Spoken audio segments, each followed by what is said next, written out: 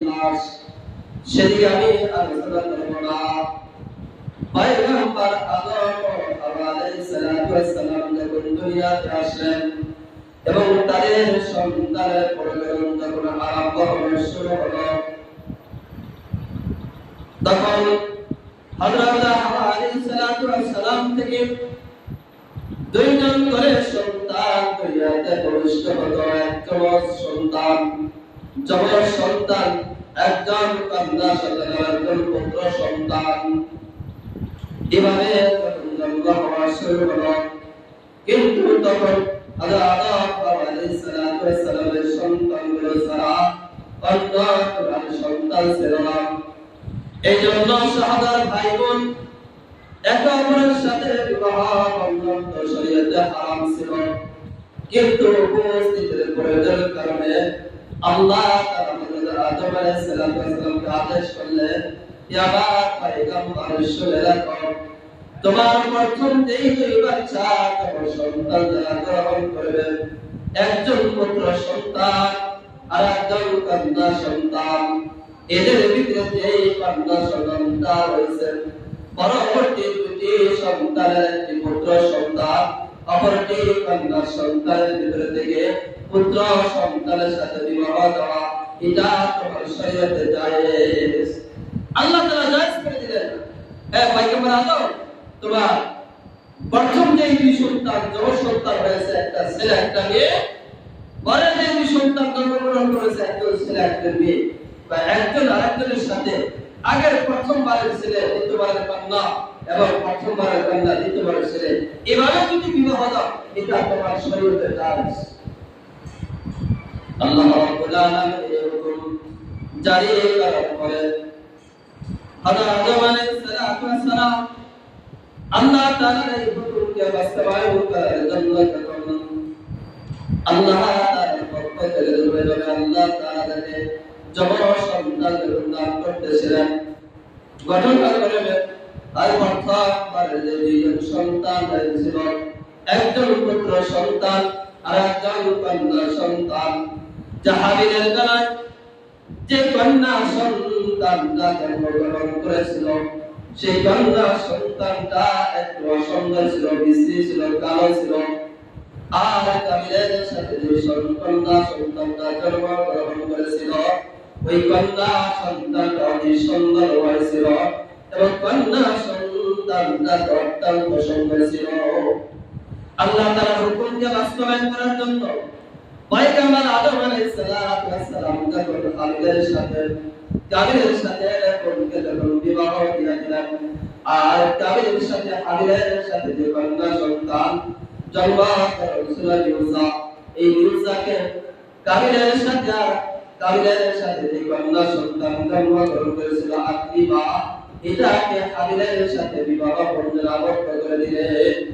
তো বিবাহ বন্ধনে আবদ্ধ করে দেওয়ার পরে কাবিল অনেক মনোক্ষুণ্ণ, অনেক তিনি কি আপনার খুলে অনেক রাগে সে তার খুলে বাসতেছেন যে আমার সাথে কারো স্ত্রী কন্যা সন্তানকে বিবাহ দিল, এটা কোনোভাবে কাবিলের মানতে রাজি না। আদম আলাইহিস সালাম বারবার তাকে শাসালেন, ধমক দিলেন, কিন্তু কাবিল এদিকে কোনো কর্ণপাত করে না। পয়গম্বর আদম আলাইহিস সালাম এক পর্যায়ে তার কোনো সন্তান হাবিল আর কাবিলকে বললেন, তোমরা তাহলে লটারি করো, লটারিটা হবে কুরবানি করার মাধ্যমে। তোমরা তোমাদের যে প্রিয় বস্তুকে আল্লাহ তাআলার দরবারে পেশ করো, আল্লাহ তাআলা তার কুরবানিকে কবুল করবে, তার সাথে আকীবাকে বিবাহ দেওয়া হবে। যখন কুরবানিকে পেশ করা বললেন, কিন্তু তৎকালীন সময় ছিল কুরবানি কবুল হওয়ার একটা সুস্পষ্ট নিদর্শন ছিল। আকাশ থেকে আগুন অগ্নিশিখা এসে সেই কুরবানিকে জ্বালিয়ে দেওয়াটা মানে ছিল কুরবানি কি কবুল হয়েছে। যখন এভাবে তারা পরীক্ষায় যখন সম্মুখীন, আল্লাহ তাআলার পক্ষ থেকে যখন আগুন এসে যখন হাবিলের পশুটা যখন জ্বালিয়ে দিলেন, হাবিল তার ছিল একজন পশু লালন পালনকারী এবং তার পশুদের ভিতরে সবচাইতে মোটা কাদা বিষ্ট যে পশুটা ছিল, সেটা কুরবানি করার জন্য পেশ করলেন। আর কাবিল চাষী ছিল, শস্য আবাদ তিনি করতেন।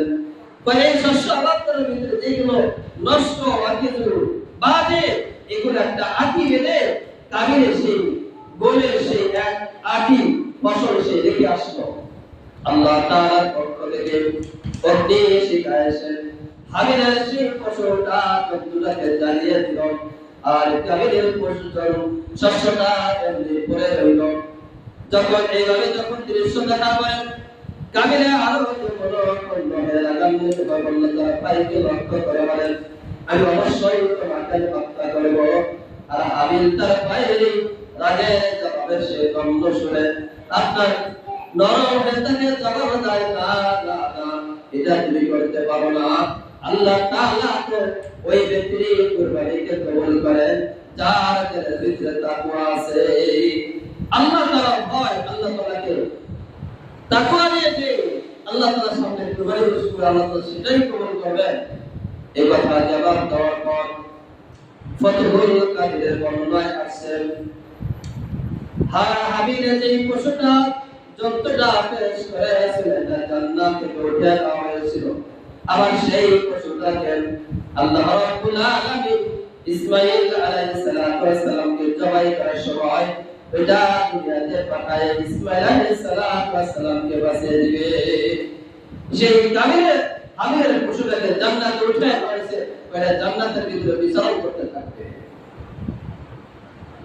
এই পর্যায়ে যখন হাবিলে যখন হাবিলকে যখন কাবিলে হত্যা করে দিল, এটা শরীয়তের ভিতরে যে শরীয়তের হুকুমের সে বিরোধিতা করেছিল, আল্লাহ তাআলার হুকুম কিছু অমান্য করেছিল, তার পিতা পয়গম্বর আদম আলাইহিস সালামের হুকুমকে অমান্য করেছিল। এই জন্য ইতিহাসের কিতাবে বলে কিয়ামত পর্যন্ত সমস্ত মুমিন মুমিনাত নর-নারীরা সকলেই তাকে কাফিরকে বিনার চোখে দেখবে। এই কুরবানির যে প্রথম ইতিহাস ছিল, এখান থেকে মুসলমানের জন্য দুইটা শিক্ষা। এক নম্বর হলো তাকওয়া, যে কাফিরের ভিতরে কি ছিল না, কোনো ভয় ছিল না, তাকওয়া ছিল না, এই জন্য আল্লাহ তাআলা কুরবানিকে কবুল করে নাই। আর হাবিলের ভিতরে তাকওয়া ছিল, আল্লাহ তাআলার ভয় ছিল, আল্লাহ তাআলাকে সন্তুষ্ট করার জন্য কুরবানিকে পেশ করেছিলেন, আল্লাহ তাআলা তার কুরবানিকে কবুল করেছেন। আজও আমরা যারা এই কুরবানিকে যারা আমরা আল্লাহ তাআলাকে সন্তুষ্ট করার জন্য পেশ করব, আমরা আল্লাহ তাআলার সামনে রাখবো, আল্লাহ তাআলা আমার আপনার কুরবানি কি করবেন, কবুল করবেন। এইজন্য আল্লাহ রাব্বুল আলামিন এভাবে বলেন পয়গম্বর হযরত ইব্রাহিম আলাইহিস সালামকে একের পর এক পরীক্ষা করেছেন, কিন্তু পয়গম্বর ইব্রাহিম এভাবে শত শত পরীক্ষাতে 100 পরীক্ষা দিয়ে উত্তীর্ণ হয়ে আল্লাহ তাআলার সামনে লাভবাই করেছেন। এই জন্য আল্লাহ রাব্বুল আলামিন কুরআনে বলেন ইযা ক্বালা লাহু রাব্বুহু আসলিম ক্বালা আসলামতু লিরাব্বিল আলামিন। পয়গম্বর ইব্রাহিমকে আল্লাহ তাআলা তখন বলেন, হে পয়গম্বর তুমি যে আমার কথা তুমি স্বীকার করো, তুমি সারেন্ডার করো। পয়গম্বর ইব্রাহিম জবাব দেয় ক্বালা আসলামতু লিরাব্বিল আলামিন, আমি সাথে সাথে আল্লাহ তাআলার হুকুমের সামনে আমার মাথাকে আমি ঝুঁকাইয়া দেই, সাথে সাথে ঝুঁকাইয়া দেই। এইজন্য কবি রাখেন आज भी इब्राहिम का ईमान पैदा हो, आज कर सकती है गुलिस्ता पैदा।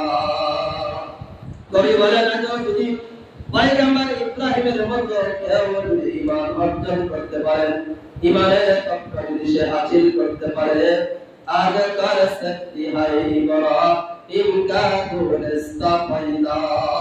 তাহলে আজও সেই আগুন বা ঈমানদারদের জন্য, মুমিনদের জন্য সেই আগুন তার জন্য ফুলের বাগান হয়ে যাবে। বা যদি মানুষ সেভাবে ঈমান অর্জন করতে পারে, তাহলে সেই ঈমানদার জন্য বা বাগানটা, সেই আগুনটা তার জন্য ফুলের বাগান হয়ে যাবে। এই জন্য হযরত ইব্রাহিম আলাইহিস সালাম এর বয়স যখন 80 বছর হয়ে যায়, আল্লাহ তাআলার কাছে আল্লাহ তাআলার কাছে দোয়া করে, আল্লাহ রব্বি হাবলি মিনাস সালিহিন, আয় আল্লাহ আপনি আমাকে একটা নেককার সন্তান দান করেন। আর ইব্রাহিম আলাইহিস সালামের বয়স 80, এবং ইব্রাহিমের দ্বিতীয় স্ত্রী সারার বয়স ছিল তখন 99 বছর। বা ইব্রাহিম আলাইহিস সালামের বয়স 80 আর তার দ্বিতীয় স্ত্রীর বয়স ছিল 99 বছর। এমন সময় আল্লাহ তাআলার কাছে যখন কান্নাকাটি করা শুরু করলেন, আল্লাহ তাআলা তার এই দোয়াকে কবুল করে দিলেন আর তাকে সুসংবাদ জানিয়ে দিলেন, ফাবাশশারনাহু বিগুলামিন হালিম। তাকে সুসংবাদ দিলেন, এ পয়গম্বর ইব্রাহিম, আমি তোমাকে একটা নেককার একজন সন্তান আমি তোমাকে দান করলাম। কয়টা ছিল হযরত ইসমাঈল আলাইহিস সালাম। পয়গম্বর ইব্রাহিমের দ্বিতীয় স্ত্রী বয়স যখন তার 99 বছর ছিল, আর পয়গম্বরের বয়স 120 বছর ছিল। এই সময় আল্লাহ তাআলা তাকে দ্বিতীয় একটা সন্তান দান করেন, যে সন্তানের নাম ছিল হযরত ইসহাক আলাইহিস সালাম। কিন্তু কি কুরবানির ইতিহাস, কুরবানির সম্পর্ক হলো হযরত ইসমাঈল আলাইহিস সালামের সাথে, হযরত ইসহাক আলাইহিস সালামের সাথে নয়। এবারে হযরত ইসমাঈল আলাইহিস সালামের বয়স যখন 13 বছর হয়, 8 জিলহজ রাত্রিতে পয়গম্বর ইব্রাহিম স্বপ্নে দেখে আল্লাহ তাআলা তাকে আদেশ করেছেন, তুমি তোমার প্রিয় বস্তুটাকে আল্লাহ তাআলার রাস্তায় কুরবানি করে দাও। ঘুম থেকে সকাল হলে পয়গম্বর ইব্রাহিম 70টা উট কুরবানি করে দিলেন। এভাবে দ্বিতীয় রাত্রিতে 9 জিলহজ আবার তিনি একই স্বপ্নে রাত্রিতে দেখলেন পয়গম্বর ইব্রাহিম এবারও 70টা উটকে তিনি কুরবানি করে দিলেন। এভাবে তৃতীয় রাত্রিতে একই স্বপ্ন দেখেন পয়গম্বর ইব্রাহিম আলাইহিস সালাম বুঝতে পারলেন না, তিনি বুঝেন আল্লাহ তাআলা আমার কাছে সবচেয়ে প্রিয় জিনিস যেটা যাচ্ছেন, আমার কাছে সবচেয়ে প্রিয় জিনিস হলো আমার সন্তান হযরত ইসমাঈল আলাইহিস সালাম। আমার কাছে আল্লাহ তাআলা আমার সেই প্রিয় সন্তান ইসমাঈলকে আল্লাহ তাআলা চাচ্ছেন, আমি আমার সন্তান ইসমাঈলকে কি করে দেব? আল্লাহ তাআলা রাস্তায় কুরবানি করে দেব। পয়গম্বর ইব্রাহিম আলাইহিস সালাম তার বিবিকে জানালেন, আল্লাহ তাআলা আমাকে আমার সন্তান ইসমাঈলকে কুরবানি চাইতে রাস্তায়। বিবি জবাব দেয়, আল্লাহ তাআলার যে আদেশ আপনি পালন করুন, কুরবানি আদায়। হযরত ইব্রাহিম আলাইহিস সালাম তার সন্তানকে জানালেন, সন্তান জবাব দেয়, আল্লাহ আপনাকে যে আদেশ করেছেন এই আদেশ আপনি পালন করেন, আপনি আপনার প্রস্তুত, আপনি কোনো ভয় পান না। এভাবে যখন তাদের কাছে পরামর্শ করলেন, পরামর্শ করার মধ্যে তারা সম্মতি দিলেন, আর ইব্রাহিম আলাইহিস সালাম তার সন্তানকে নিয়ে ইসমাঈল আলাইহিস সালামকে নিয়ে যখন সামনে বাড়াইলেন, যখন তিনি সামনে রওনা দিলেন, কিছু দূর যাওয়ার পরে শয়তান এসে তাকে ধোঁকা দেয়। আর ইব্রাহিম আলাইহিস সালাম আবার চিন্তা করলেন, আমি আমার সন্তানকে আরেকবার পরীক্ষা করে নেই। এই জন্য হযরত ইব্রাহিম আলাইহিস সালাম তার সন্তানকে বললেন, ক্বালা ইয়া বুনাইয়া আন্নী আরা ফিল মানামি, ইয়া আমার প্রিয় বৎস, আমি তো রাতে বেলা স্বপ্ন দেখেছি, আন্নী আযবাহুকা ফারজুল মাযা তারা, আমি তোমাকে জবাই করতে দেখেছি, জবাই করার জন্য। হযরত ইব্রাহিম আলাইহিস সালাম তার সন্তান বলো, আমার সন্তান তুমি একটু ভেবে দেখো।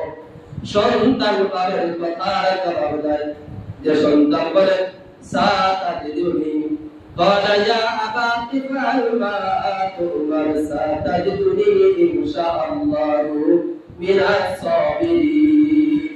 সন্তান জবাব দেয় যে হ্যাঁ আমার পিতা আল্লাহ তাআলার পক্ষ থেকে আপনি যে আদেশ করেছেন, ক্বালা ইয়া আবাতি ফাআল মা তুমার, আপনি সেই হুকুমকে বাস্তবায়ন করেন, সাতাজিদুনি ইনশাআল্লাহু মিনাস সাবিরিন, আপনি আমাকে ধৈর্যশীলদের ভিতরে আমাকে পাবেন। সন্তান জবাব দিয়ে দিল। হযরত ইব্রাহিম আলাইহিস সালাম তার সন্তানকে নিয়ে মিনার দিকে যাওয়ার জন্য রওনা দিলেন। কিছু দূর যাওয়ার পরে প্রথম তার স্ত্রীকে ধোঁকা দেয় শয়তান এসে, তুমি তোমার সন্তানকে কার সাথে কোথায় পাঠাও? তোমার স্বামী তোমার সন্তানকে তো জবাই করে দিল, তুমি তোমার সন্তানকে দিও না। তার স্ত্রী জবাব দেয়, আল্লাহ তাআলা যদি বলে থাকে তাকে কুরবানি দেওয়ার জন্য আমি আমার সন্তানকে প্রস্তুত করে দিয়েছি, কোনো বাধা দিও না। এবার ওখানে যখন ব্যর্থ হয়ে গেলেন, এবার হযরত ইসমাঈল আলাইহিস সালাতু ওয়াস সালামের কাছে গেলেন। ইসমাঈল আলাইহিস সালাতু ওয়াস সালামকে বলেন, তোমার বাবা রশিদ এবং সুরিদরা তোমাকে বেঁধে জবাই করবে, তুমি তোমার বাবার সাথে যাও না। এই জায়গায় যখন তিনি ধোঁকা দিলেন, যে ধোঁকা দেওয়ার পরে ইসমাঈল আলাইহিস সালাতু ওয়াস সালাম জবাব দেয়, আমার বাবা যদি আল্লাহ তাআলা আমাকে কুরবানি দেয়, এটা আমার কোনো দ্বিমত নাই। এভাবে জবাব দেওয়ার পরে শেষ পর্যন্ত সময় শয়তান সরাসরি হযরত ইব্রাহিম আলাইহিস সালামকে বাধা প্রদান করলেন। সরাসরি সামনে দাঁড়ায়া ইব্রাহিমকে বাধা দাও, না না, আমি আর তোমাদের সামনে যাইতে দিব না। ইব্রাহিম আলাইহিস সালাম ওই জায়গায় দাঁড়ায়া 7টা পাথর নিক্ষেপ করেছিলেন, 7টা পাথর নিক্ষেপ করেছিলেন, যেটাকে আরবিতে বলা হয় জামরায়ে উলা। এই জামরায়ে উলার জায়গায় আর ইব্রাহিম আলাইহিস সালাম 7টা পাথর নিক্ষেপ করেছিলেন। আবার কিছু দূরে যাওয়ার পরে আবার শয়তানের পক্ষ থেকে আবার বাধা। ইব্রাহিম আলাইহিস সালাম আবার ওই দ্বিতীয় জায়গায় 7টা পাথর নিক্ষেপ করলেন। ওই জায়গাটার নাম হলো জামরায়ে উসতা। এবারে আবার কিছু দূরে যাওয়ার পরে আবার শয়তান তাকে ধোঁকা দেয়, বাধা প্রদান করে। ইব্রাহিম আলাইহিস সালাম আবার শয়তানকে 7টা পাথর নিক্ষেপ করে। ওই জায়গার নাম হলো জামরায়ে আকাবা। এই তিনটা জায়গা হযরত ইব্রাহিম আলাইহিস সালাম ওই শয়তানকে পাথর নিক্ষেপ করেছিল, তাই কিয়ামত পর্যন্ত এটা হাদিসের আপনার বিনারের ভিতরে যারা হজ করতে যাবে এই তিন জায়গা কি করতে হবে? পাথর নিক্ষেপ করতেই হবে। আল্লাহ তাআলা এটা স্মৃতি হিসেবে রেখে দিয়েছেন। তাদের এই আমলটা এত কবুল ইনশাআল্লাহ তাআলার কাছে। এটা সমস্ত হাজিরা যারা হজ করতে যাবে এই শয়তানকে কি করতে হবে? পাথর নিক্ষেপ করতেই হবে। হযরত ইব্রাহিম আলাইহিস সালাম যখন সন্তানকে নিয়ে মিনায় যখন চলে গেলেন, মিনায় যাওয়ার পরে যখন তাকে জবাই করার জন্য যখন প্রস্তুতি নিলেন, এবার সন্তান তার বাবাকে ডাকতে বলে, পিতা আমার চাকরি কথা রয়েছে, আমার চাকরি কথা শোনেন। এবার ইব্রাহিম আলাইহিস সালাম তার সন্তানকে ডাকতে বলেন, তোমাকে জবাই করার মুহূর্তে সময় আবার তোমার কিসের কথা? হযরত ইসমাঈল আলাইহিস সালাম বলেন, আমার তোমার কথা হলো আমার দাদা রসুল আপনি জবাই করবে, কারণ আপনি যদি দাদা রসুল না না এটা জবাই করতে সময় লাগবে, এর ভিতরে আপনার মহব্বত থাকবে, আমাকে জবাই করতে আপনি কি হবে না সফল অর্জন করতে পারবেন না। এই জন্য দাঁড়ানো সুন্নত হবে। এই জন্য বলে আমরা যখন পশু জবাই করি দাঁড়ানো সুন্নত হবে, সুন্দর যেন পশু কি না হয়, কষ্ট না হয়। এই জন্য আমরা একেবারে সুন্নত ওয়াকে এটা দ্বারা কুরবানি না করা, এটা দ্বারা কোনো পোশাক করে পশুকে জবাই না করা, একটু দাঁড়ানো সুন্নত হবে যেন সহজে কাটা যায়। দ্বিতীয় নম্বর কথা, আপনি আমাকে রশিদের হাত পা বেঁধে দিবেন, কারণ আমি যদি আমাকে যখন জবাই করার জন্য সুরি যারা হাত পা নাড়াচাড়া করবে আপনার মহব্বত থাকবে, আপনি আপনার পরীক্ষায় আপনি উত্তীর্ণ হতে পারবেন না। দ্বিতীয় নম্বর শর্ত হলো আমার হাত পা গুলো বেঁধে নিতে হবে। 3 নম্বর শর্ত, আমাকে উপর করে শোয়াবেন, ঠিক করে শোয়াবেন না, কারণ আপনার চেহারা আমার চেহারাতে এক হয়ে যায়, তাহলে আমার ভালোবাসা আপনার অন্তরের ভিতরে পয়দা হবে, আপনি আমাকে জবাই করতে পারবেন না। আমার উপর করে শোয়াবেন, ঠিক করে শোয়াবেন না। 4র্থ নাম্বার শর্ত হলো আপনি আমাকে জবাই করার পরে আমার রক্ত মাখা জামা কাপড়গুলো আপনি আমার কাছে দিয়ে সালাম জানাবেন আর বলবেন আপনার সন্তান আল্লাহ তাআলা রাস্তায় কুরবান হয়ে গেছে, এই জামা কাপড়গুলো আমার মার কাছে জমা দিবে। এইভাবে 4টা শর্ত যখন শেষ, হযরত ইব্রাহিম আলাইহিস সালাম যখন তার সন্তানের গলায় ছুরি চালাবেন, ছুরি চালাইতেছেন, এদিকে আল্লাহ রাব্বুল আলামিন জিবরাইল আলাইহিস সালামকে ডাক দিলেন, জিবরাইল যাও যাও আমার বন্ধুর ছুরি আমার পয়গম্বর ইসমাঈলের গলায় না চলে। আল্লাহ তাআলা ছুরিকে নিষেধ করে দিয়েছেন। এদিকে ইব্রাহিম আলাইহিস সালাম শরীরের সমস্ত শক্তি দ্বারা যখন ছুরি চালাইতেছিলেন আর বলতেছিলেন, হে রাসূল আজকে খবরদার কোথায় তুই কাটস কাটাও, আল্লাহ তাআলা ছুরিকে জবাব করে দিলেন। আর ছুরি ইব্রাহিমকে ডাকতে বলেন, হে আল্লাহর পয়গম্বর আপনি যখন নমরুদের আগুনে পড়েছিলেন, আল্লাহ রাব্বুল আলামিন আপনাকে আগুনে জ্বালাইনি কেন? আগুনকে আল্লাহ তাআলা নিষেধ করেছিলেন, আগুন আমার পয়গম্বর ইব্রাহিমের জন্য তুমি শান্তিদায়ক হয়ে যাও। এটা বলেছিল কয়বার? একবার বলেছিল। আল্লাহ তাআলা আমাকে একবার দুইবার নয়, আমাকে 70 বার বলেছেন আমি যেন আপনার সন্তান পয়গম্বর ইসমাঈল আলাইহিস সালামের বলে আমার কাজ চলাফেরা করি। একবার করে বলেন আমাকে 70 বার বলছে আমি কিভাবে কাটবো। পয়গম্বর ইব্রাহিম এর আগে সূরাতে কোন টাকা দিয়েছেন, পাথরের উপরে পাহাড় কারণে পাথরের দ্বিখণ্ডিত হয়ে গেছেন। আল্লাহ ইব্রাহিম আলাইহিস সালাম দেখে আকাশ থেকে আওয়াজ আসতেছে, ফেরেশতারা তখন ইব্রাহিমের এই পায়ের অবস্থা দেখে উচ্চারণ করলেন আল্লাহু আকবার আল্লাহু আকবার। আর হযরত ইব্রাহিম আলাইহিস সালাম এই দৃশ্য দেখে বলেন লা ইলাহা ইল্লাল্লাহ আল্লাহু আকবার। আর হযরত ইসমাঈল আলাইহিস সালাম যখন দেখলেন তার পরিবর্তে আপনার দুম্বা কুরবানি হয়ে গেছে, তখন আল্লাহ তাআলার দরবারে শুকরিয়া আদায় করে বলেন আল্লাহু আকবার ওয়ালিল্লাহিল হামদ। এই শব্দগুলো উচ্চারণ করলেন। আর আল্লাহ রাব্বুল আলামিন দুইজন নবী ইব্রাহিম আর ইসমাঈল আর একজন ফেরেশতা জিবরাইল আলাইহিস সালামের এই বাক্যগুলো সমন্বয় করে মুসলমানদের উপরে একটা ওয়াজিব হুকুম শরীয়তের হুকুমকে চাপিয়ে দিলেন, ওয়াজিব করে দিলেন, যেটা আপনার কত 9 তারিখের ফজর থেকে নিয়ে 13 তারিখ আসর পর্যন্ত জিলহজের সর্বমোট 23 ওয়াক্ত নামাজ বা ঈদের নামাজ সহ কত 24 ওয়াক্ত নামাজ। এই 24 ওয়াক্ত নামাজ বা মুসলমানদের উপরে ফরজ নামাজের পরে এটা আদায় করা কি ওয়াজিব, উচ্চস্বরে আদায় করা কি ওয়াজিব। তাহলে আল্লাহ তাআলার কাছে আমার আপনার অর্থ সম্পত্তি দ্বারা কবুল হবে না, তাকওয়া অর্জন করতে হবে। আল্লাহ তাআলার কাছে আমার তাকওয়া পেশ করতে হবে। এজন্য আল্লাহ তাআলা কোরআনে বলেছেন লা ইয়ালাল্লাহু লুহুমুহা ওয়ালা দিমাউহা ওয়ালাকিন ইয়ালাকুত তাকওয়া মিনকুম। তোমরা তোমাদের তাকওয়ার সাথে পেশ করো। আমি অর্থ সম্পত্তি আমার তাকওয়ার সমাজের ভিতরে সব চাইতে আমি এবার